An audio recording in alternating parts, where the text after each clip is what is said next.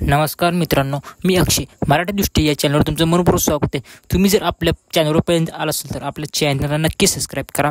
आज मी तुम्हाला सांगणार की लाडकी सूनबाई योजनेबाबत मी तुम्हाला माहिती देणार आहे।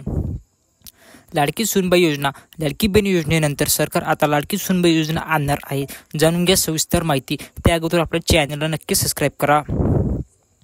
महाराष्ट्रातील महायुती सरकारने विधानसभा निवडणूक 2024 पूर्वी मुख्यमंत्री माझी लाडकी बहीण योजना आणली। या योजनेच्या अंतर्गत पात्र महिलांना दरमहा 1500 रुपये देण्यात येतात।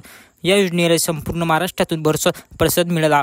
अत्यंत लोकप्रिय ठरलेल्या या योजनेमुळेच महायुती सरकारचा विधानसभा निवडणुकीत महाविजय झाल्याचं बोललं जात आहे। लाडकी बहीण योजनेनंतर आता सरकार लाडकी बहीण सूनबाई योजना सुरू करण्याचा विचारात असल्याचं बोलत जात आहे।